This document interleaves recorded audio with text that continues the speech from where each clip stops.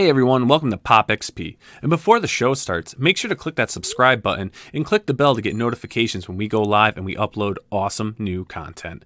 And don't forget, if you can, make sure to share our stream on all your social media outlets. We appreciate it, and thanks for helping us grow the Pop XP channel. Hey, what's going on YouTube? It's the brain of the mainframe here, Niall Scott with Pop XP. And joining me tonight for this wonderful Monday episode is the teen sensation, Mr. Billy Tucci. Thank you. Thank you. And the legend himself, the man who saved many, Mr. Paul Jenkins. How are you doing tonight, gentlemen? Doing good, man. I believe it's pronounced legend. Legend? Oh, legend. Legend?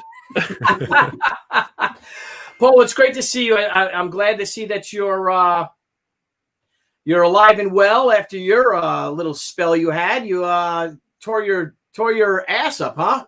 I managed to smash myself up pretty hard. Came off my bike on some wet leaves and dislocated my shoulder. So I had quite a week, but I'm all good. Actually, let's see. I can lift my arm.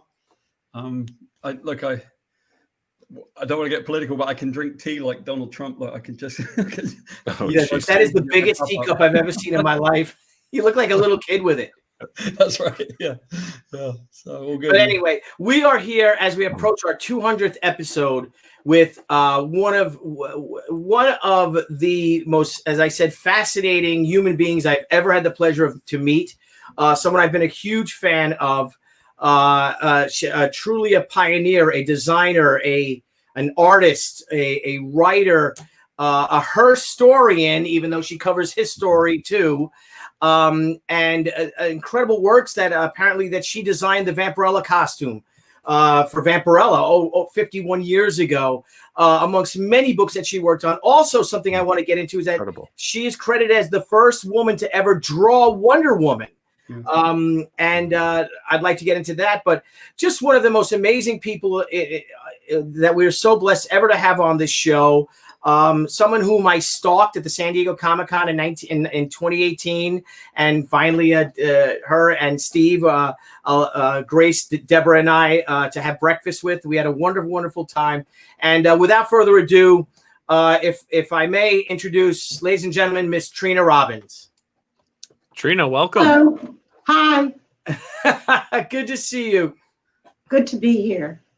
So as I said, Trina, as I told you when we had breakfast, and yes, and you said, I was looking for your blessing because I wanted to bring Miss Fury back. But the thing is that I just find you so fascinating. You have one of the most fascinating lives of anyone I've ever met. I mean, you're immortalized in a song, a Joni Mitchell song. You've hung out with the likes of Jim Morrison and the Byrds, and I mean, looking at your thing, and that's not me. That's Jim Morrison. And if we may, just to get into who you are and how you came about, and also a fellow Leo like me. You're a Leo. Yes, I'm August 13th. Oh my God! Happy belated birthday. Yes, and Trina and I both, and thank you. The same to you. You're August 17th, and Trina and I know that there are two types of people in the world. Those who are Leos, and everyone else who wishes they were born under the sign of Leo. Isn't that true? Now, Trina, I have to ask you another. Are you left-handed? No. Are you left-handed? I'm left-handed. So, because if you were a Leo and left-handed, then forget it. Everyone loves that. Anyway, so Trina, you grew up in Brooklyn, or you were born in Brooklyn? Born in Brooklyn, grew up in Queens. Oh, okay. So what part of Brooklyn were you born in, and what part of Queens did you grow up in? I don't know what part of Brooklyn I was born in. I was born in, I believe it was the Beth Moses Hospital in Brooklyn. Grew up in South Ozone Park. Oh, yeah. Queens. Left it as soon as I was able to leave home. Lived in New York, lived in the Lower East Side in New York in the 60s. And what was that like? Because you came in, you're at that age that you came in as this young person at the dawn of the age of Aquarius. I don't know how else to say it. But you were there at the epicenter of all of that. It was. Well, really, yeah, I guess so. I mean, there were two epicenters, really. One of them was San Francisco and the Summer of Love. And of course, I'm in San Francisco now. Yeah. And the other was New York, definitely. The Lower East Side, the East Village, whatever you want to call it, was happening. It was definitely happening. So how did you come about hanging out with this amazing kaleidoscope of creatives who some of them end up changing the world? Which creatives? I'm sorry? Which creatives? All the creatives from the Byrds to Jim Morrison to Well, I Joni did live Mitchell. in LA for a while. I was living in LA from 1960 to 1966. It was in 66 that I went back to New York. And I was just, somehow it just happened that I was part of the Sunset Strip scene. I was making clothes, and I made clothes for a lot of the, in the beginning, I just wore my clothes to the various clubs, and people liked them and said, will you make some for me? And that's what I did. And is that what inspired you to open up Broccoli? Yes. Yeah. When I came to the Lower East Side in 66, the first thing I noticed was that their clothes just were not as hip as ours. They were behind what we were wearing in LA, which were much more outrageous. And I said, okay, I can do something about that. And rents were so low. So I rented a storefront on East 4th Street. I named it Broccoli because of back when I lived in LA, I had a kind of a marijuana hysteria in which I decided that I was a broccoli whisperer. Why not? So anyway, everybody was naming things. That was the era of cute names, and it hasn't really stopped. So I had this little boutique, and people would just come in. And of course, all the people that I knew from LA when they were in New York, would come in too. This incredible. And so you were friends with like Mama Cass. Yeah, David Crosby brought her over. This is when I was still living in LA. And she couldn't find anything nice in her size. And already, it was known that I made clothes. So she said, can you make stuff for me? So I made her 2 dresses, both of which she wore on TV. On one of them, she wore on the Ed Sullivan Show. Wow. So now, how did you get into, now when you were a kid, were you an art kid? Did you always draw? Did you always design? And that's how you...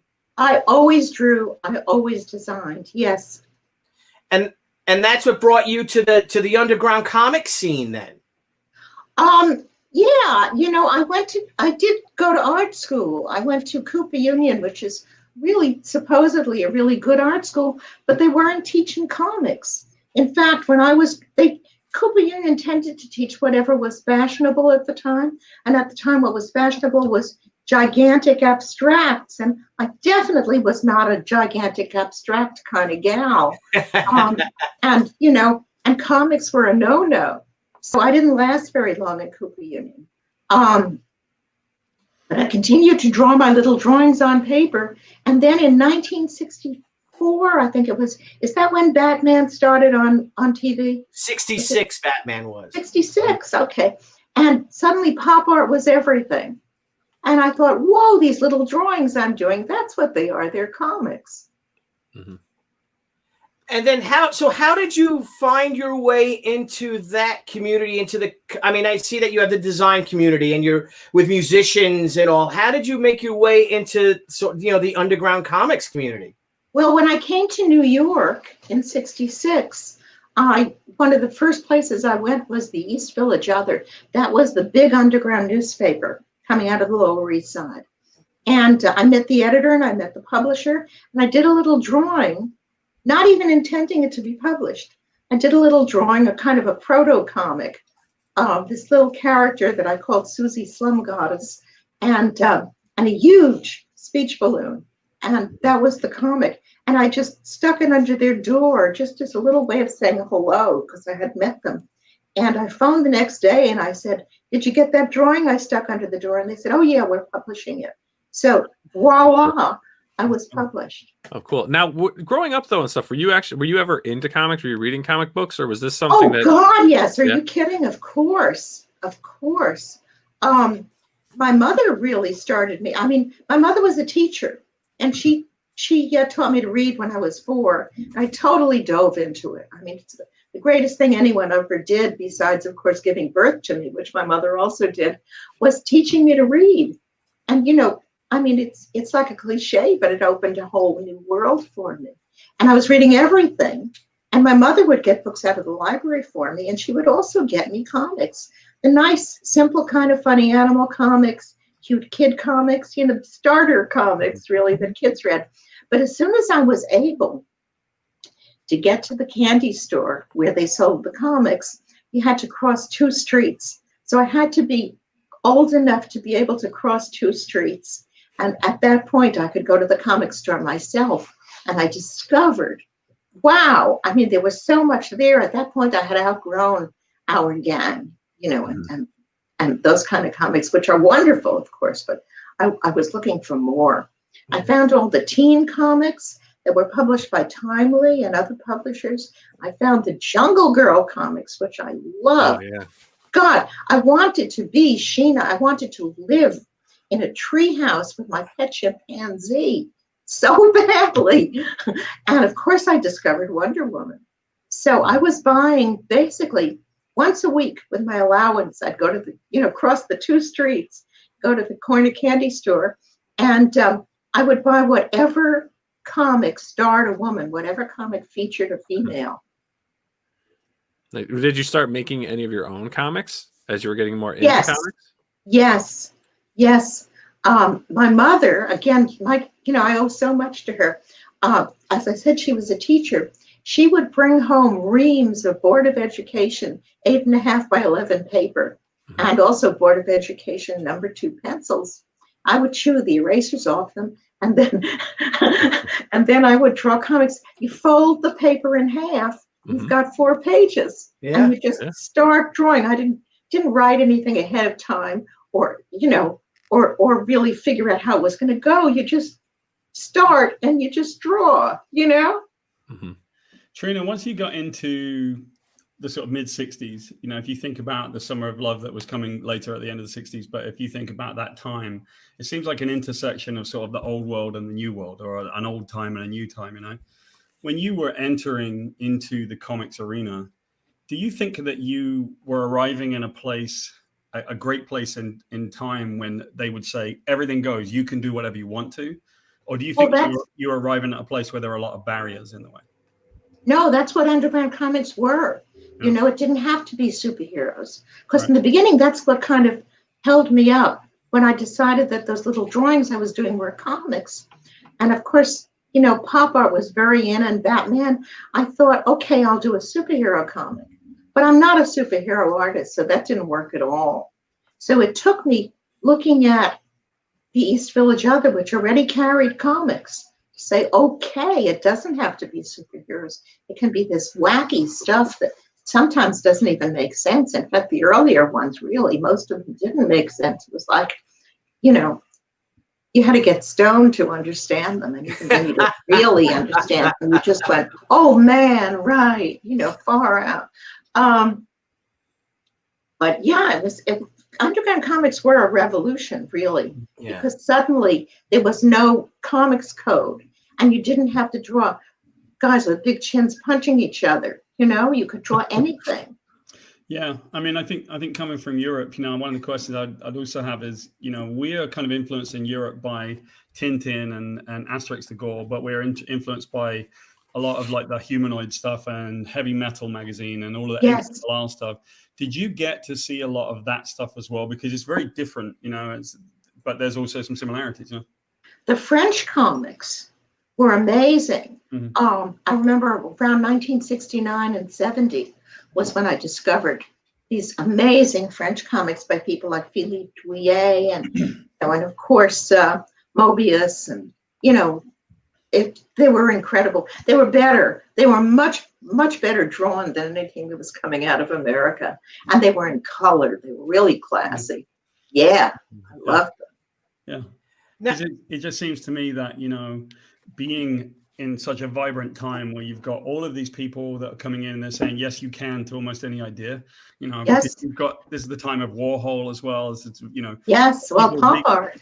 And you got people recreating it, like Roy Lichtenstein, who's like recreating art, that almost like copying art. And I'd say he's stealing, if you ask me. Yeah. But I got a problem. In a beautifully ironic twist, my aunt owned a Roy Lichtenstein original, and it was Oh stolen. my I God. was like, well, you've only got yourself to blame. Yeah. Wow. So, And now I love the idea of New York City. And I got my friend Janine, who went to college with me. We both went to FIT in the city, Fashion Institute of Technology. Yeah. But we went a little bit later than you in the mid 80s, and it was an amazing time. With the punk was still going on, but the clubs were big and the big hair and all that. But a thing with the underground comic scene, and I had read somewhere that you had called out Robert Crumb. And because now I don't know how Robert Crumb was viewed in the 60s, and maybe it was very pioneering. It is, but a lot of his stuff can seem misogynistic at this time today. Right. When you look at it now, you had the chutzpah to actually call him out publicly on that. Did you? Oh, I had to. Yeah, and did you get any? Because was that a taboo thing that nobody would do? Oh, Like, did no, you get he any? was God. You don't criticize Crumb. He was God.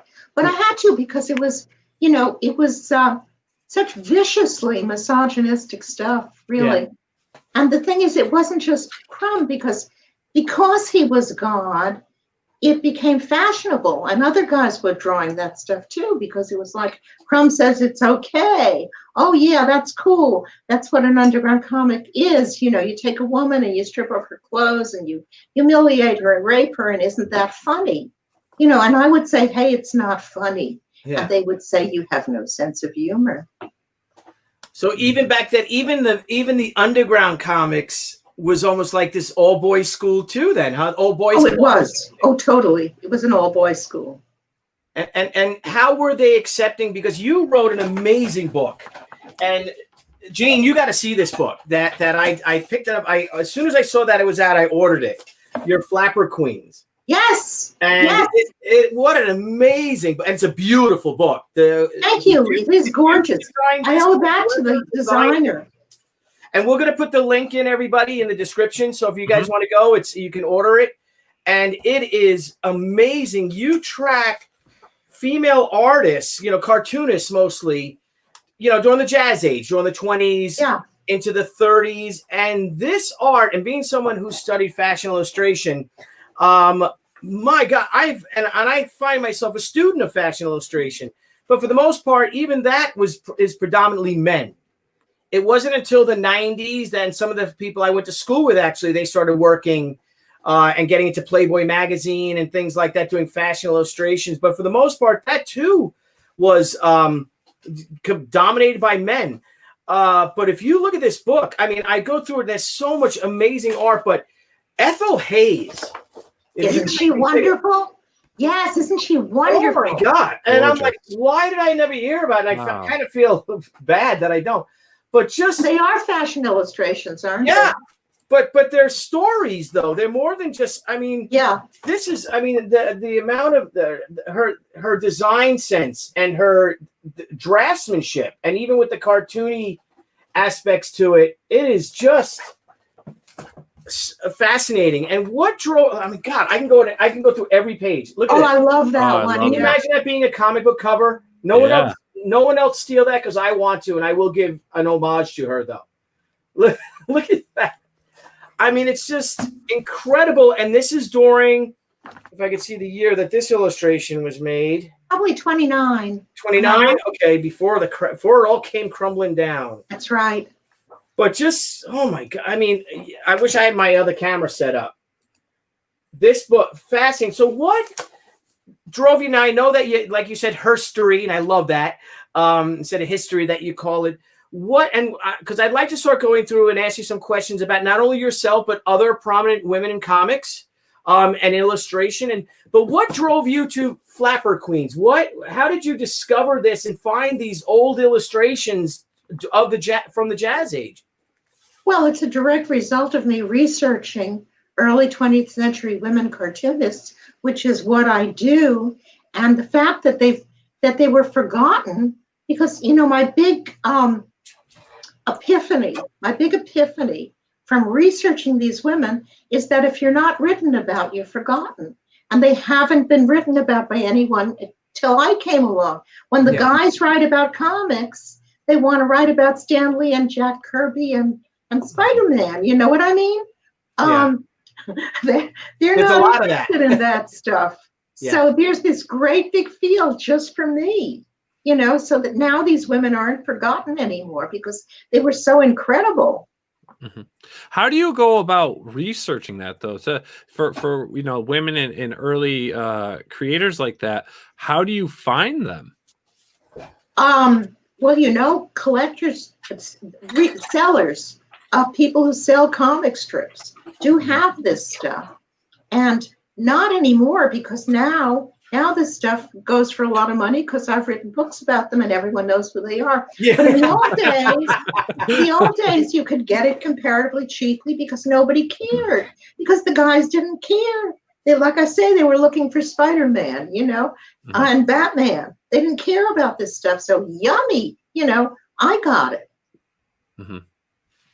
That's incredible. It really is. And speaking of someone who's a personal hero of mine, and Bill Finn, I contacted I reached out to Bill Finn, who is June Tarpe Mills' nephew. Their son, he was in the hospital, and hopefully he's coming home today.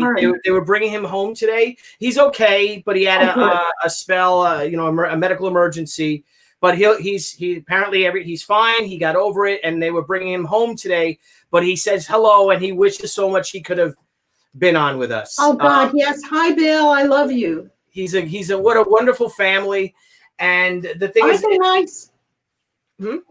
They're just the nicest people, aren't they? They really are. They're even helping and Bill's brother is helping my son William, who is going to college. He's starting modern welding school, and up in Schenectady, New York, and Bill's brother is like, I don't know, he works with the city of Schenectady or Albany planning board, and he wants to meet with him and help guide him and you know, and help him with work, and they're just so open, like, come on out, I'll take you to dinner.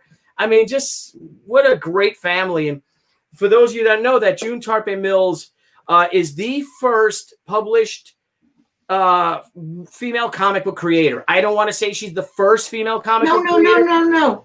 No, she's not the first published female comic creator, but she is the first woman to draw an action heroine in comics. She created Miss Fury before Wonder Woman. Yes, right. And I believe it debuted on April 6th of 1941, a good 6 months before Wonder Woman. Before Wonder Woman, yes. And Wonder Woman was created by a man. Yes, William Moulton Marston. Yep, and the thing is that, I mean, so June and these amazing books that you wrote, that you edited and you wrote the introduction to, the IDW book that Dean Mulaney put these together, right? Was it Dean who put them together? Yes, and what a guy! He is such a nice guy, Dean. Oh yeah, Thank you, Dean. Incredible books. Here's volume 2. These are like my little Bibles for the time being. But if you could tell that, because I like I said, I'm standing in your shadow right now. Could you give the readers a little bit, the viewers out there, of who June Tarpe Mills was? Okay, it's very interesting, you know, because one of the things I realized in reading Miss Fury, it just so happens that she looked exactly like her heroine. And I realized that a cartoonist, an artist really, can play God. So if you want to have adventures, there she is. There she is with her cat, Perry Purr. Yeah. And, you know, not only did she look, she's beautiful, you know, and then she's with Perry Purr again. And not only did she look like Marla Drake. Is it Blake or Drake? Marla. Drake. Yeah, Marla Drake. Thank you. Marla Drake, who becomes Miss Fury. Not only did she look like her, but the heroine had a white Persian cat named Perry Purr, just in case you thought it was a coincidence. You know, so like, in other words, if you want to have adventures, if you want to go to Brazil and have adventures and fight Nazis and wear gorgeous gowns, you know, you can just draw it and it's true and it happens. And that's what she did. That's what she did. She put herself into her strip, and there she is on the pages. having fabulous adventures. Her and her cat, who is a major character in the comic. Yeah, and you know what else is incredibly interesting about it is, again, she crafted an epic, a decade-long epic. Yes, again, it is an epic. During World War II, you know, Miss Fury, Marla Drake, ends up going down to Brazil, and uncovers a Nazi plot to take over South America with all its natural resources, and they can go up and take over, whether they lose or not, because of General Bruno. He, who was the leader of it, he particularly didn't like Hitler. He was hoping he would be the new leader of Germany, even though he was. That's right. But he's kind of a Rommel character, isn't he? He's a bad guy, you know, and he's fighting for Germany, but he also hates Hitler and does, you know, he's Rommel. Yeah, and it's incredible though, because then she has, you know, Indians, you know, the natives people of I don't know if they were Incas, I guess they would be, you know, but then I don't know if Brazilians are Incas, they're not. But whatever the Brazilian native population were fighting, you know what I mean? These Germans with tanks and all, and then the American army came, and it's this amazing epic that she's drawing these aircraft, and she's drawing Messerschmitts and P-51s and this incredible art, and she's doing them in that format, that 1940s, you know, 6 to 9 panel page Sunday strip format. And you see how she grows as an artist and as a storyteller. Yes. In the beginning, she's still a little awkward, isn't she? Yeah. But she gets better so fast.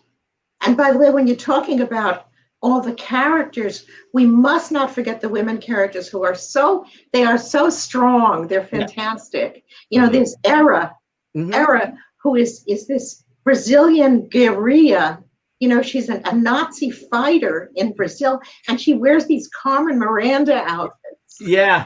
Great character. And the villainess, you know, Baroness Erica von Kampf. You know, I see her as played by Dietrich. You know, if they ever made the movie, if we could just pluck Dietrich out of wherever she is now and put her in the movie. You know, and what a tragic character, because her characters are so multi-layered as well. Yes. Is that you had the Baroness, who wasn't really a Baroness at all, and she had this tough life, and she was just trying to survive whichever way she could. Yes, she is. Yeah.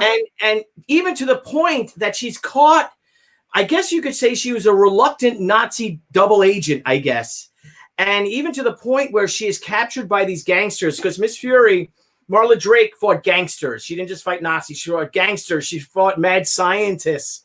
She fought, you know, and then, of course, the entire German army.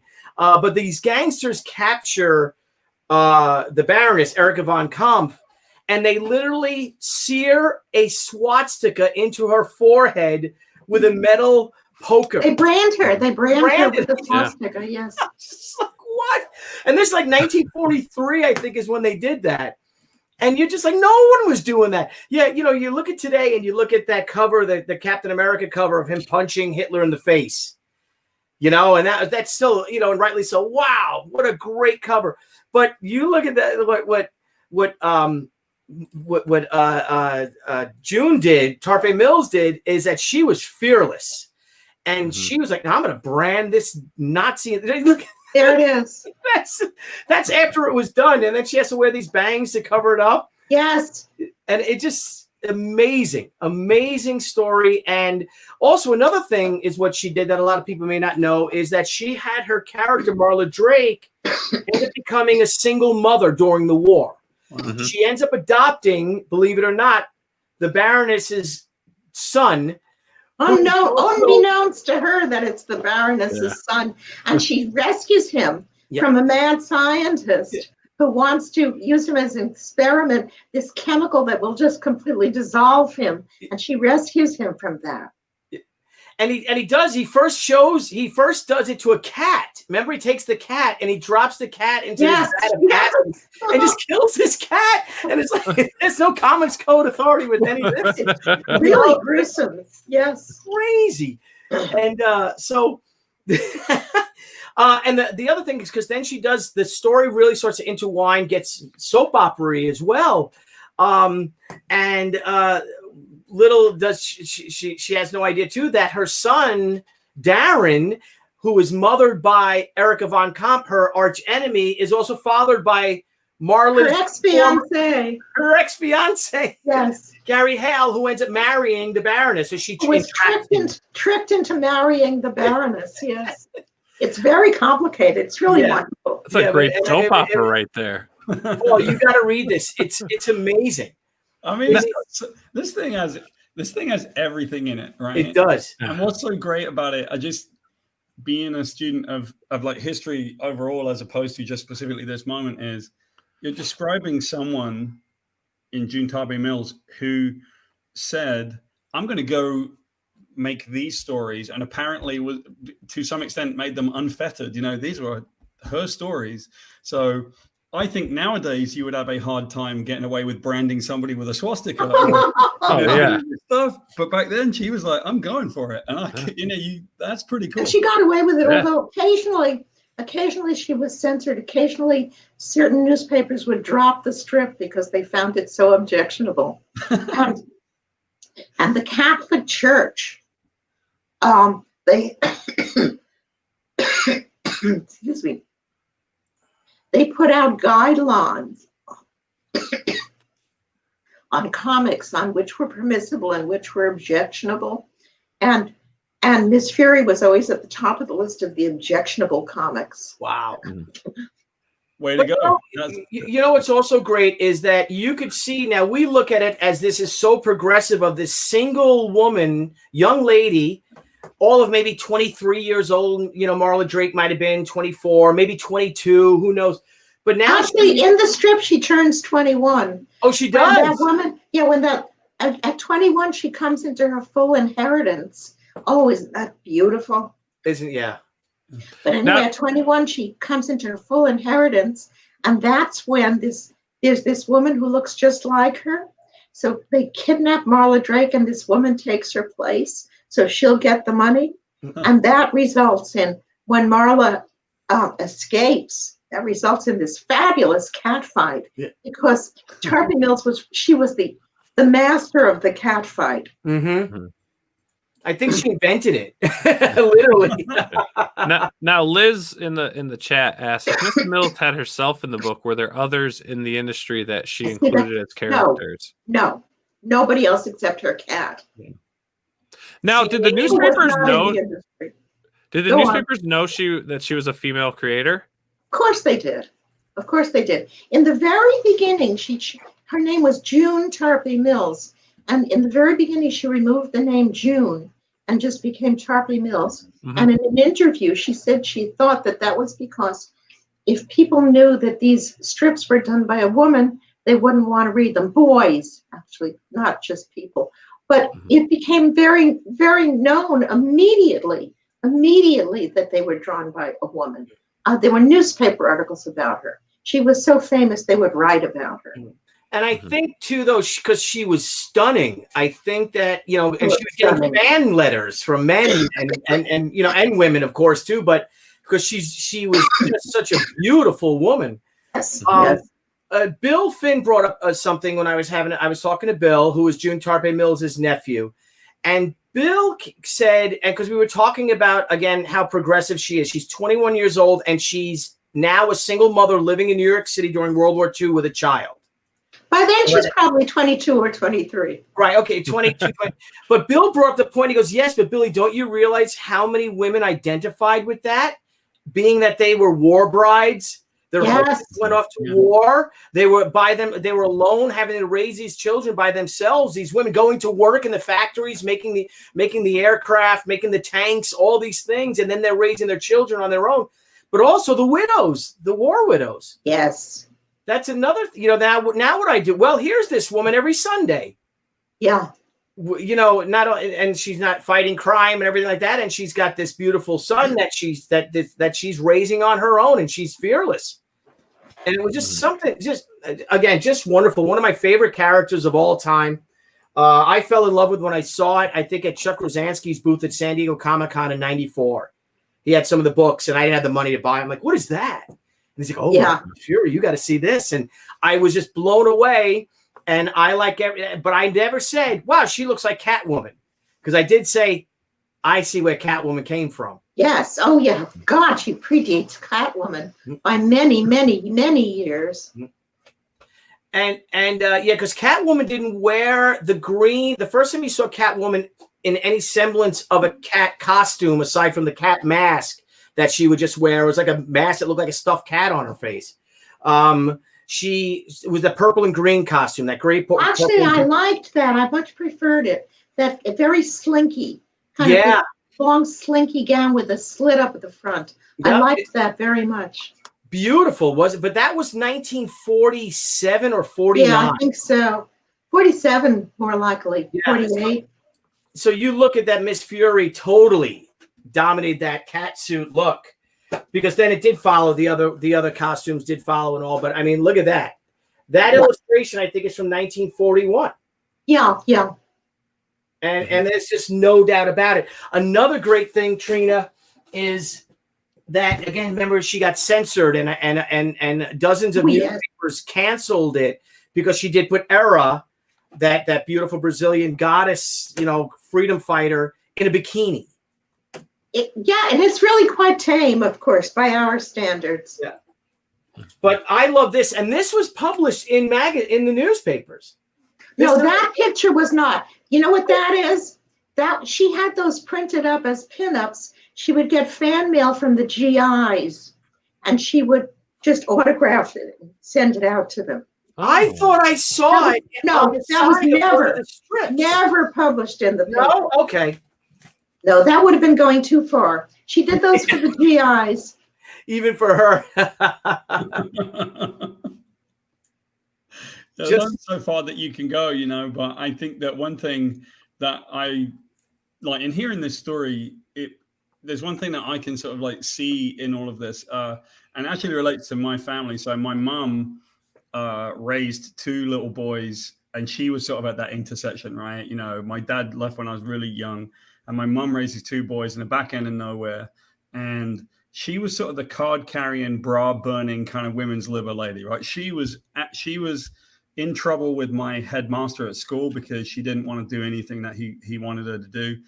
She raised us the way that she was going to raise us, like basically wild animals and stuff like that. And she would always march to the beat of her drum and no one else's drum. My mum, she would do things that were really interesting. Like we would come home, we'd be really tired on a Friday night, and she'd say, "Okay, we're going hitchhiking," and we would walk up to the top of the hill to the motorway because we didn't have a car, and just put our thumbs out and hitchhike around. And as you would drive around in the back of someone's car, she'd point out things like she'd say, "Look at that strata in that rock," or "Look, we're going to go find some fossils," or stuff like that. And you would do that for 2 or 3 days, and then just come home, be exhausted. But listening to a story of June Tarbury Mills and listening to the fact that when people, I'm not going to say that because I can only infer what I can hear, but she probably was hearing people say, "You can't do this."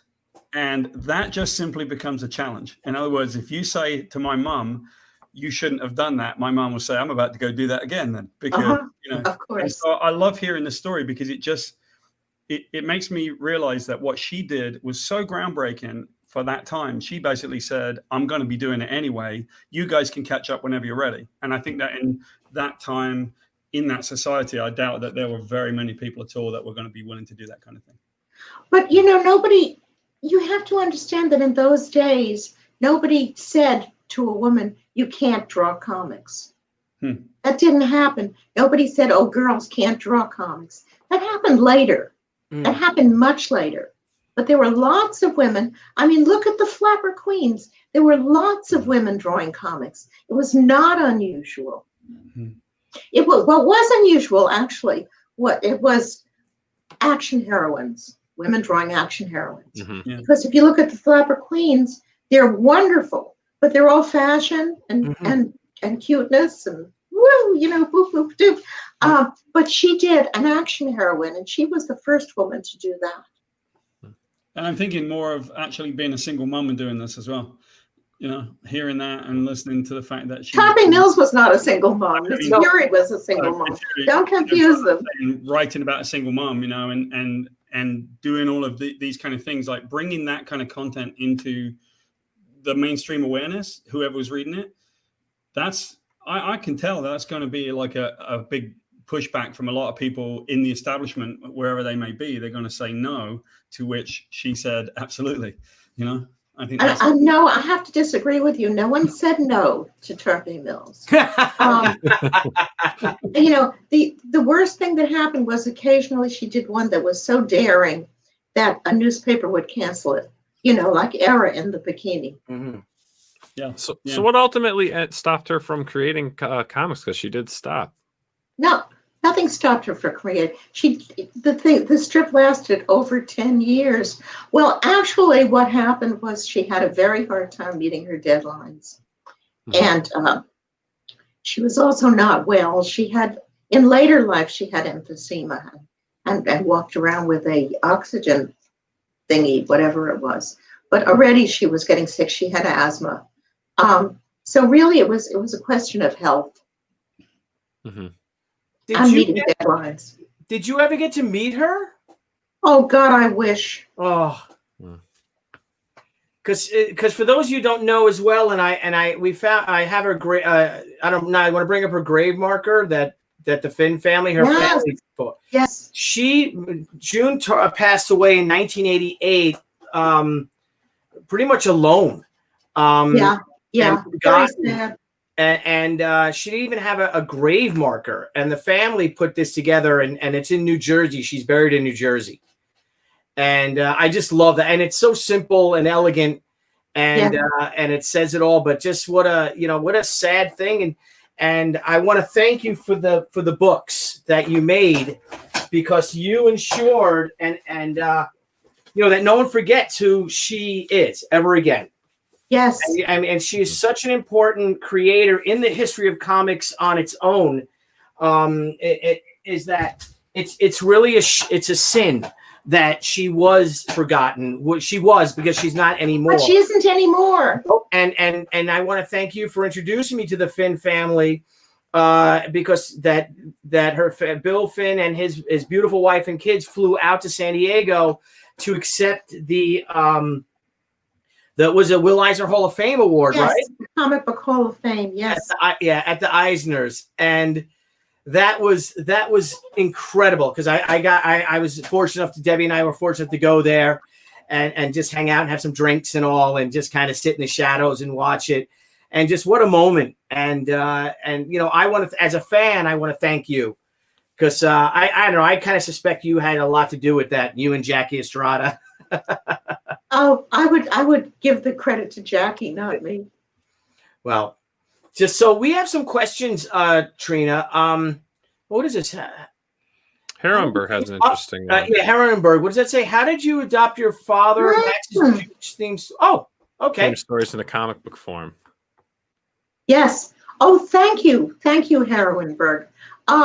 Well, my father came to America at the age of 16. From a little village in what is now Belarus, but in those days, it was just basically Russia. It was all Russia. It was the Soviet Union. He came to America alone at the age of 16. I think he had like $6 in his pocket. But he went to night school. At the time, he only spoke Yiddish and Russian.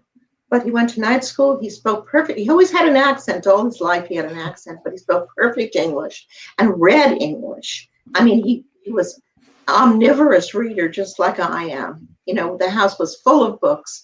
And he wrote, but he could not write in English. He wrote in Yiddish. And if you know anything about Isaac Basheva's singer, it's the same thing. He wrote in Yiddish. There's some things that you have to do in the language you were born with.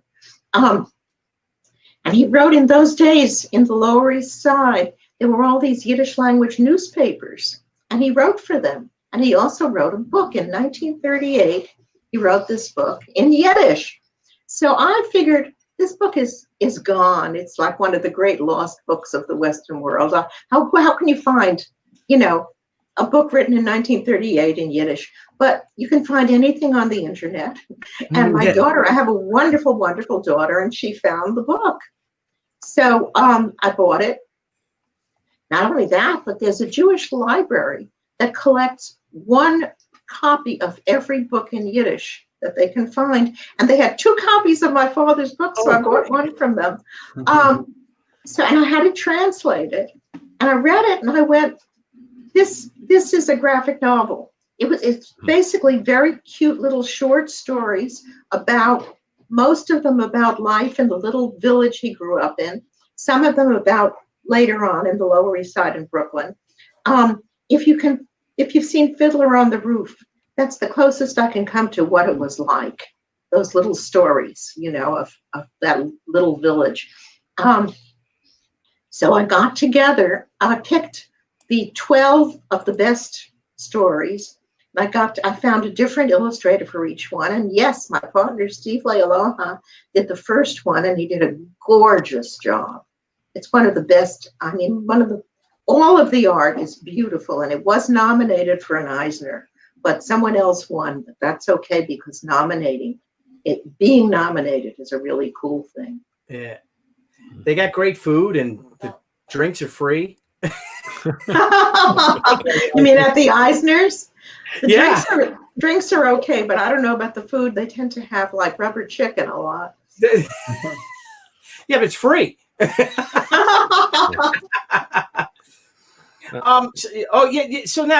Herrenberg asked another question. Thank you, Herrenberg. What was it like designing the Vampirella costume for Frank Rosetta? So is that true that you designed the Vampirella costume? Yes, and I designed it over the phone with Frank Rosetta. I was at Jim Warren. I was visiting Jim Warren's office, and we knew he had told us that he was going to do this. He was already doing Creepy and Eerie. He said he was going to do another one that specialized in women. So I brought him my work, and I was not ready for prime time. I was an underground cartoonist. If you look at the gorgeous Spanish and Filipino artists he used, I was never, ever in that league, but he was letting me down easy. He's a very nice guy. We're still very good friends. We exchanged Christmas cards. He was letting me down easy because he's a really nice guy. And Frazetta called because Frazetta was working on the cover, and Jim didn't like the outfit that Frazetta had designed for Vampirella. At the time, I didn't even know her name was Vampirella yet. I think that what Rosetta had come up with was just a red bikini, and he wanted something better than that. So he's trying to describe it on the phone, and while he's describing it, I just grabbed a piece of paper off his desk and sketched it and showed it to him, and he said, "Just a minute, there's a young lady here who knows exactly what I want," and he put me on, and I described it over the phone to Frazetta, and that's what he did. That's great. Wow. And then Ven Gallows asks... I never met Frazetta face-to-face ever. He was a very nice guy on the phone.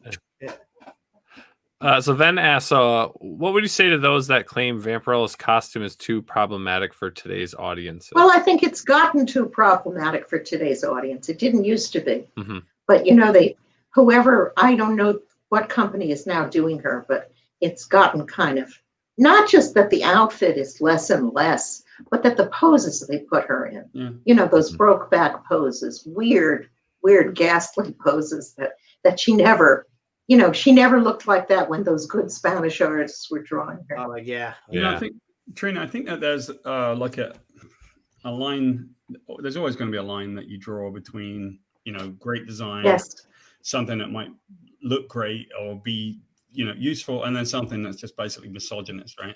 And yes. I found myself in that situation with Witchblade, that character, because they had asked me Top Cat asked me for years to write it, and it's really just not my kind of thing. I wasn't, and so in her profession, she's a detective. She actually works for the New York Police Department, and what I thought was an interesting story to tell is, what if a young, attractive woman would work for the New York Police Department? I could care less about the costume, and frankly, I could care less about the powers or whatever they were going to be. But it felt like a really interesting story. And so I used to put to the artist when I came on, I'll do it if you draw her in T-shirt and jeans, because she's going to be just as sexy, but that's pretty much how she would go to work. And Sexier, really. Right, sure, absolutely. And guess what they made into the TV show? They made that version into the TV show. Oh, that's great. Right. And what I found kind of very frustrating, because that was the better story. And all I care about is that was the better story. That's one that actually makes sense, right? And yet, within 7, 8, 9, maybe 10, 11 issues, I would start getting back pages where she gets the gravity defying metal bikini back on, and it wasn't written into the script. And that to me seems like the line, right? Is honestly, if it's a great story and it works and it fits the character, then why would we have any issue with it? But once it just becomes like a sort of put it in the poses, kind of show cheesecake all the time, that's when you're losing me. Because it doesn't have anything to offer. So I think Vampirella would have started out that way, and at a certain point they were just losing people because it was like basically poses, you know? Yes. Yeah. Well, I remember, Trina, in the mid '90s when you had the Mike Deodato run on Wonder Woman, and with the art, and I remember talking, and man. You, I from being again someone who's loved Wonder Woman since you were a kid, you know, and you read it, and then you actually were the first woman, which is another strange story I want to get to, because you're the first woman ever to draw Wonder Woman. No, I'm not. Oh, you're not. First okay, woman to draw. heard. I'm the first woman to draw Wonder Woman in a Wonder Woman comic book. Yeah. But Ramona Fradon drew Wonder Woman in Super Friends in 1970. Oh, okay. But even still, 1986 is the first time a woman. They had to wait a long time to get a woman, didn't they? Yeah, gee whiz. I mean, no, it's DC Comics for you, I guess, right? But I remember you went off on the whole bad girl thing. And again, you said with the broke back poses and all this, and you were like talking about this is not Wonder Woman, you know, and it's just... Well, I mean, it was ghastly, you know, it was awful what he did. It sort of takes me to I think it's a good measure, right? Kelly Sue DeConnick once said quite famously that if you could take the female character and replace her with a sexy lamp, and the story was exactly the same, then you probably have a little bit of work to do. And I think that's actually a great measure of it, you know. It's a great line, yes. It is a good line, absolutely. Now you've had a few different books out. You know, you've had a pretty in ink American Women Cartoonists, 1896 to 2013. You've had a Century of Women Cartoonists. That goes way back to 1996. Yeah. Out of the books you've done, I mean, are there still female creators out there that you really want to get the word out on? And well, I do have a book. I have a book coming out in January on Gladys Parker. I want to do an entire book on her because she is such an interesting character. She drew, in the early 30s, she inherited from Ethel Hayes a strip called Flapper Fanny, and she subtly changed it so that it was no longer Ethel Hayes, it was Gladys Parker. But then she went on and did her own strip. That was a character named Mopsy. And we talk about Tarpey Mills looking like Miss Fury. Gladys Parker looked exactly like Mopsy. And she was adorable. She was so cute. She was as cute as her character. And she was really an interesting person. She didn't need a publicist because she provided her own publicity. She talk about fashion again.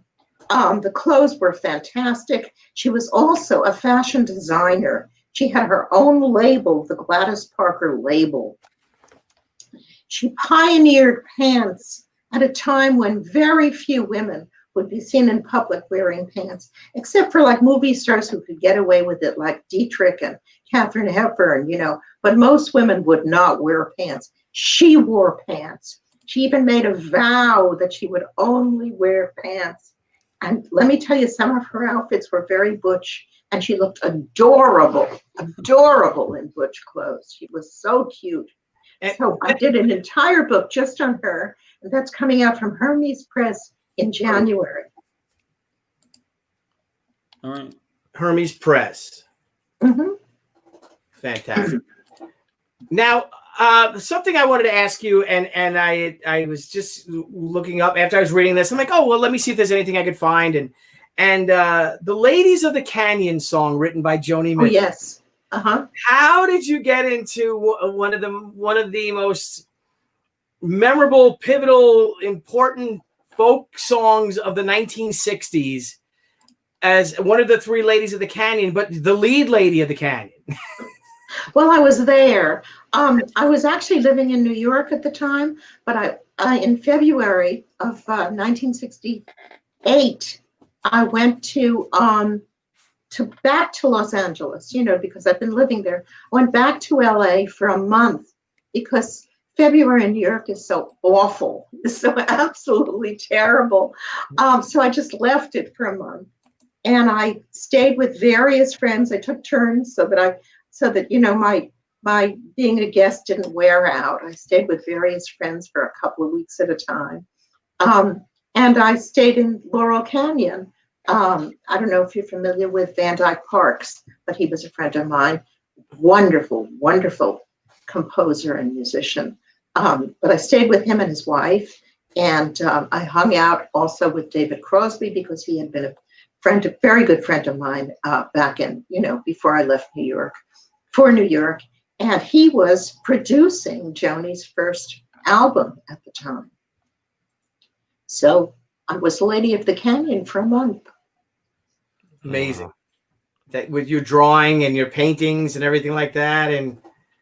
And so poetic license when she said, so what? Yeah. Who cares? TJ James has a question here. What's your opinion on Jackie Ormes? I don't know how to pronounce it. Worms. Okay. Oh, wonderful. She's just incredible. And it's so great.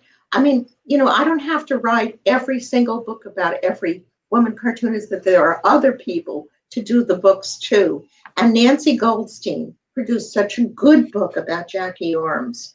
She was really, I don't know if she was the first. I'm not sure if we could count her as the first, but the first major African-American woman cartoonist. And she did a wonderful strip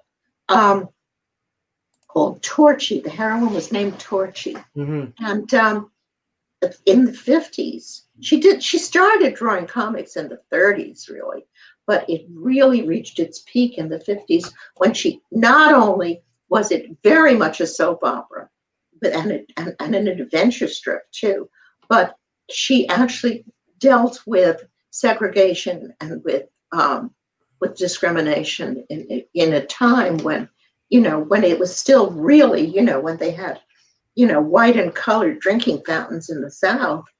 She was dealing with these subjects, and she dealt with them wonderfully. She was just incredible. Mm-hmm. And there she is. Yeah, fantastic. And a really good artist. And talk about fashions, she included paper dolls. Beautiful clothes that Torchy wore. She looks if another you find one. Book Torchy book, don't cut them out, guys. I know. Don't Well, that's a problem. That's why sometimes it's hard to find those strips because the little girls loved them and would cut them out. Yeah. Absolutely. So, well, gee whiz. Look at her! Look at her! Yeah, she looks like Torchy. I was just gonna say, if you look at Torchy, isn't that great? Look at that! Look, that's so incredible. And hairstyle. The shape of the face and everything. I mean, that's the same person. Look at that. Yeah. Yeah. And that's the great thing. We get a lot of people who follow our show who are creators in their own rights or they want to be. They want to start doing their own books either through Indiegogo or through Kickstarter. And is what Trina is showing and speaking about Jackie and about June Tarpe Mills is that you can do your own. You can do anything. You can put if you want to make a comic book about you, make a comic book about you. Write what you know, and then adventures. Lily Renee, who was a refugee, who was a talented Jewish teenager in Vienna when the Nazis marched in 1938, who escaped to England in 1939 and eventually wound up in New York drawing comics for Fiction House, one of the best of the women artists, maybe the best of the women artists at Fiction House. She was able to fight back. She was able to fight back against the Nazis by drawing in her comics characters like Senorita Rio, who fought Nazis. So there on with pen and paper, brush and ink, she could fight Nazis on paper. And who was that? What's the Lily Renee? Lily Renee. Excuse me. I've written about her in my books. And I wrote a graphic novel about her that won a couple of really nice awards and that is on sale. I've been told it's on sale at the Holocaust Museum in Washington, D.C. Oh, wow. She is still with us. She is 99 years old. Oh, wow. And if anyone should be in the Eisner Hall of Fame, she should. Oh, I think we It got was an incredible artist. One of a Fiction House were the publishers of Sheena and some other Jungle Girl comics too, which I loved as a girl. I've talked about that. And they published during the war, they published more women cartoonists than any of the other comic book companies. And they were all great, but Lily was the best. Wasn't it? Don't you find it interesting how during the war, and maybe was it let's all enjoy today because we might be gone tomorrow, that comics were more adventurous, they were more daring, maybe dare say they were more progressive. If you could see the things that June Tarpe Mills could get away with, say in 1944, because of, she can do a little bit. Come 1947, 48, 49, 50, when we're in this post-war, Cold War, the dawn of the Eisenhower age or something like that. That was no. Women are supposed to be back in the kitchen. Yes. Yeah. Well, that is what happened. Because the women were all out there doing comics, and women were encouraged. The Rosie the Riveter going, yes, we can. Women were encouraged. I mean, because they were out there. During the war, the guys were all out fighting. The women were building the ships and the planes and flying the planes and driving trucks. Mm-hmm. And the attitude, the atmosphere was that women were strong. That Rosie the Riveter image. Women were strong. Yeah. But then the guys came back and they wanted their jobs back. And suddenly the women were not building planes anymore. The women were not drawing comics anymore. The guys got their old comic drawing work back. The women were sent to the kitchen. Women were encouraged to get married and raise kids. Yeah. And the atmosphere changed. If you compare the 50s to the 40s, the 50s they're so prim and proper. It's really quite disappointing. Yeah. Just to go back to Lily Renee, isn't she beautiful? Beautiful woman. Isn't she beautiful? Beautiful woman, but look at how talented. Wow, yeah. That's incredible. Incredibly talented. Especially for Golden Age, because a lot of Golden Age art can get very, very stodgy and very, No, she was better than that. Well, I have to say that Fiction House is one of my favorite of the Golden Age publishers because they really were very creative. They had amazing layouts in their comics, and they had really, really good artists. There's also a book, Lily Renee, Escape Artist. That's mine. Oh, that's yours. Yes, it's a graphic novel I know. that I wrote about Lily Renee. That's the one that's for sale at the Holocaust Museum in D.C. Trina, I think it's really compelling just to get, again, I love history, but I love the context of history, right? Me too. If you try to explain to people what was actually going on in those days, and just thinking about the context of... Here it is. There it is. Just thinking about the context of a bunch of women who were Rosie the Riveter, right? They had to be like, yeah, you guys are making our stuff happen, and everybody's really strong. And then at a certain point, here come the guys that come back and they say, we're going to have our stuff back. Yes, and that's what happened. It makes me think of what happened to Alan Turing, where he... Oh, God, that was terrible. What he did basically changed the way that the outcomes of the war. And then, because he was gay, he was driven to suicide. That's right. And they put him into a place where they were basically, I believe they were chemically castrating him. They were basically saying, this is a sin. It wasn't a sin when he was saving the allies in the war, but it was immediately afterwards. And so it tends to show us that these things do repeat, that once the patriarchy kind of comes back and says, I'm having my peace back now. And hopefully times will change over time, But I hope right now times will change because, we're going, if we don't watch out, we're going to go back to that. We have to make sure we don't. Yeah. I think so. And I think that, these are a time, it does seem like a time when we actually are beginning to listen to a number of voices where we can just say, look, everyone's got, like, to some extent, an equal voice, unless we should be driven by certain things that seem to be themes in this conversation. And one of the themes that's in this conversation is it's the great work. It's the really good stuff that wins. In other words, It doesn't matter about who it was that made it. It matters that it was good. Now, if you go back to those times and that material from the book that you've done in Flapper Girls and all of these artists, you look at that and you say, that's really great stuff.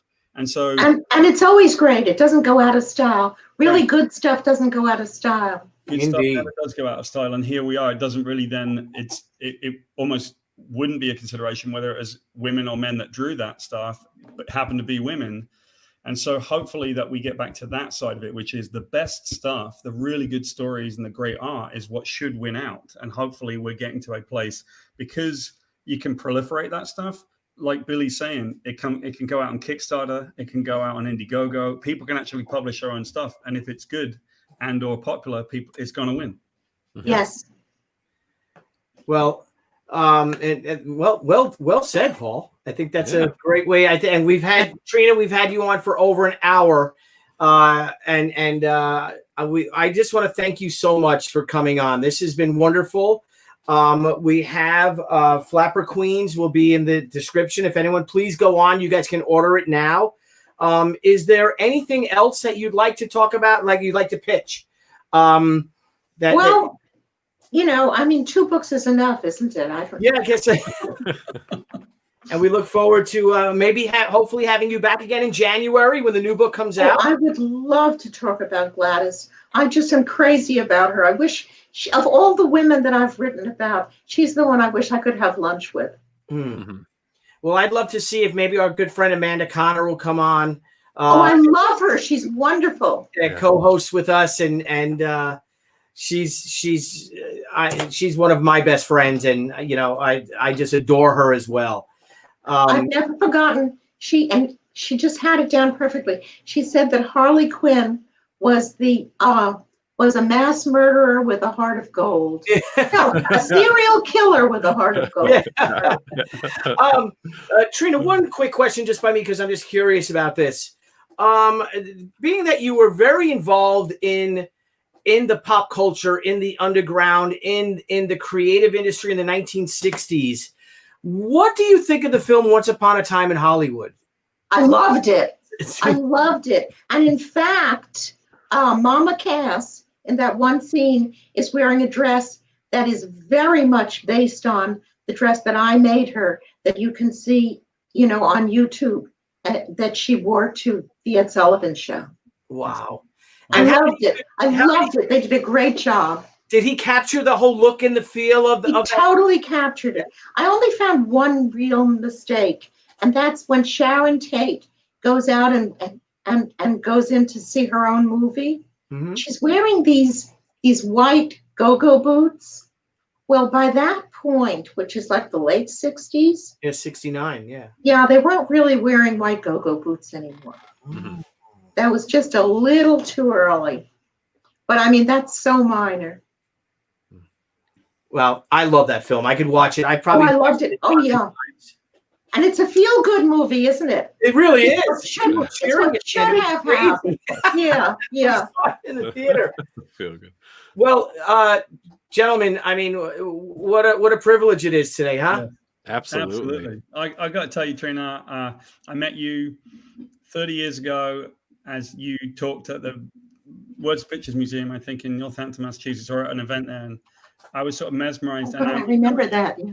I will tell you that it had an effect on me. A lot of that discussion that at that time actually did have an effect on what happened with me as I grew older and became a creator. A lot of what was discussed there, from my personal perspective, people at times as a guy would say to me, you're very good at writing women, and my simple answer was actually taken from something you once said.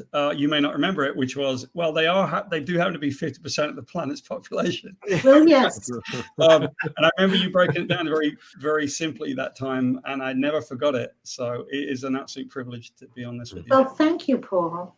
And Trina, if you want to have fun, we have a show. It's Ladies' Night, where my wife Deborah, Francisca Polito, Amanda Connor, a couple of our other friends. Oh wait, and you're gonna have to get my wife on this. We need my perfect on it too, and it's just being literally a woman in the comics industry, whether some of them liked it or not, like my wife. But to come to grow to love this industry and to talk about things, and it was a really hugely successful show. Everyone had a lot of fun. Some of the ladies were drinking wine while they were talking. They were having a grand old time. But next time, instead of tea, wine. Yes. And I'll send out the invitation. I got to set up with the boss over there downstairs to see what's good for her and the other ladies. And I just think it would be a lot of fun to have you for us to have you on. It'd be an honor and a privilege. Thank you, Billy. So, well, thank you so much, Trina. Thank you for this wonderful history lesson. It was educational. It was instructional. It was entertaining. I mean, right now, man. I mean, everything you've told me about Trina, and you introduced me to Miss Fury, and then, it just went, like a snowball effect for me. And I have to say, it's such an honor to sit here and listen to you. I mean, I'm a host, but I'm more intrigued of just listening and hearing your stories and everything. It's fascinating. And, Billy told me about the books, so I have my books coming from Amazon, and I can't wait to get those in to start digging into, because I love finding new creators.